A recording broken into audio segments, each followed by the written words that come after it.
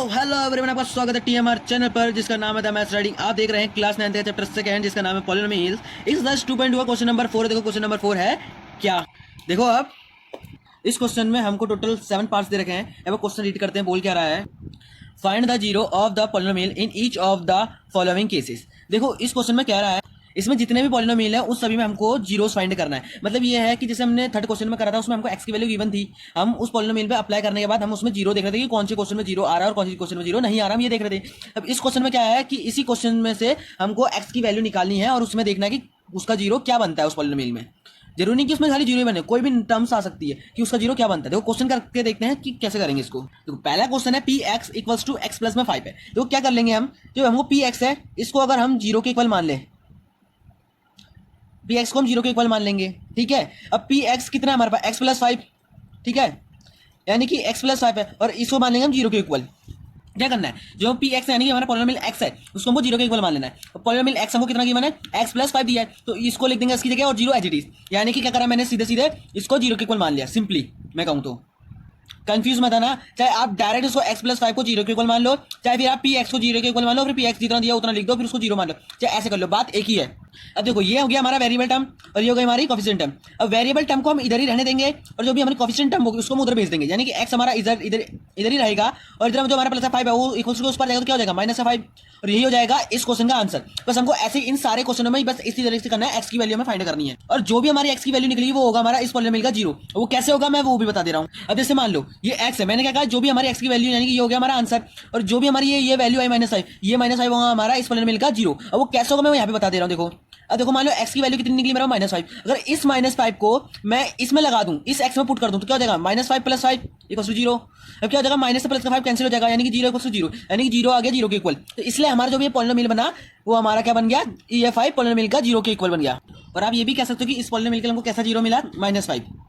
Second question देखो क्या है, इसमें मैंने P X equal to zero रखा, फिर मैंने कहा पी एक्स की वैल्यू रख दी। मैं यहाँ पे मैं डायरेक्ट में लिख दूंगा एक्स माइनस 5 को जीरो के इक्वल।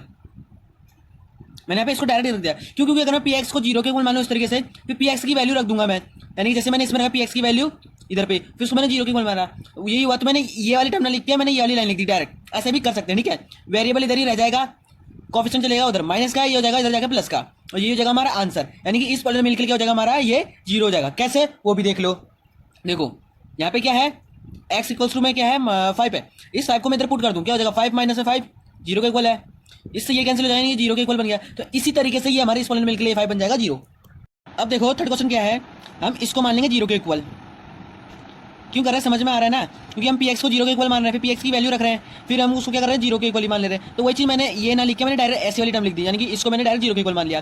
कोफिशिएंट वाले टर्म इधर ही रह जाएगा, चले जाएगा, सॉरी वेरिएबल वाली जो टर्म होगी उधर ही रह जाएगी, चली जाएगी उधर पे कोफिशिएंट वाली टर्म, माइनस 5 हो गया। अब देखो एक्स इधर एज इट इज ये मल्टीप्लाई में उधर जाएगा तो क्या हो जाएगा डिवाइड पे, यानी कि एक्स की वैल्यू कैसी मिली मेरे को, माइनस 5/2 मिली, ठीक है, माइनस 5/2 मिली, यानी कि इस पॉलिनोमियल के लिए हमको जीरो क्या मिल गया, माइनस 5/2। थर्ड क्वेश्चन देख लो क्या है, 3x माइनस सॉरी 2 को मान लेंगे जीरो के equal, 3x as it is, ये चले जाएगा उधर, 2 किसका है प्लस का ना, तो हो जाएगा 2। अब ये मत दिखाना प्लस साइन क्योंकि ऐसे दिखाते नहीं है। x हो जाएगा एज इट इज, यहाँ पे मल्टीप्लाई में 3 तो चलेगा क्या हो जाएगा डिवाइड में, ये हो जाएगा इस क्वेश्चन का आंसर। अब ये हो जाएगा इस पॉलिनोमियल के लिए हो जाएगा जीरो। वो कैसे होगा वो भी बता देता हूँ, चाहे मैं ये बताऊँ चाहे मैं बताऊँ एक जैसे, क्योंकि दोनों ही फ्रैक्शन फॉर्म में, इसलिए मैं इसका मैं यहाँ पे बता दे रहा हूँ। देखो x की वैल्यू मिली 2/3, इस 2/3 को मैं इस वाली वैल्यू में पुट कर देता हूँ, सॉरी इस वाली वैल्यू में पुट कर देता हूँ।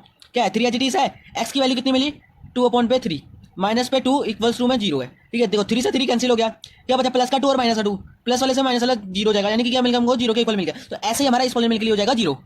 फिफ्थ क्वेश्चन देखो 3x है, ठीक है, क्या पॉलिनोमियल हमको 3x को जीरो के इक्वल ले लिया, यहाँ पे x एज इट इज रहने देंगे, इस वेरिएबल कोफिशिएंट को उधर भेज देंगे, मल्टीप्लाई में हो जाएगा क्या हो जाएगा जीरो, डिवाइड में हो जाएगा 0.3। और जब जीरो ऊपर होता है, कोई नंबर नीचे होता है तो क्या हो जाता है आंसर जीरो ही होता है, अगर जीरो नीचे होता है 3 ऊपर होता है तो क्या होता है ये इन्फिनिटी बन जाता है, और ये जाएगा इसका आंसर। यानी कि इस पॉलिनोमियल के लिए हमको क्या मिला x जीरो मिल गया। सिक्स देखते हैं क्या है, ax इक्वल्स टू जीरो, यहाँ पे a हमको क्या है जीरो बोला, a इज नॉट जीरो, ये इज नॉट का साइन होता है, ठीक है ये वाला। तो क्या हो जाएगा देखो a इज नॉट जीरो दे रखा है, यानी कि ये हमारा जीरो नहीं है, ठीक है। यहाँ पे अल्फाबेट को देख के घबरा मत जाना, ठीक है, एज इट इज होगा सेम ऐसे ही। देख लो एक्स एज इट इज रखेंगे, इस वाले को उस पर भेज देंगे, मल्टीप्लाई में डिवाइड में जाएगा, फिर क्या हो जाएगा जीरो हो जाएगा, ठीक। अब ये हो जाएगा इस पॉलिनोमियल के लिए आंसर इसका जीरो। देखो इस एक्सरसाइज का लास्ट क्वेश्चन क्या है 7, P X equal to C X plus में डी, इसमें भी अल्फाबेट है, सेम ऐसे होगा, घबराना बिल्कुल नहीं है। देखो इसमें पहला क्या बोला, सी इज नॉट जीरो, जो सी है हमारा वो जीरो नहीं है। दूसरा है सी डी, सी और डी आर रियल नंबर, यानी कि जो सी और डी है वो हमारे कोई रियल नंबर है। रियल नंबर क्या होगा, कोई भी एक नंबर हो सकते हैं, मान लो, ठीक है, बस मान लेना है। अब देख लो क्या कर लेंगे, सेम इसी तरह सी एक्स प्लस डी को मान लेंगे जीरो के इक्वल।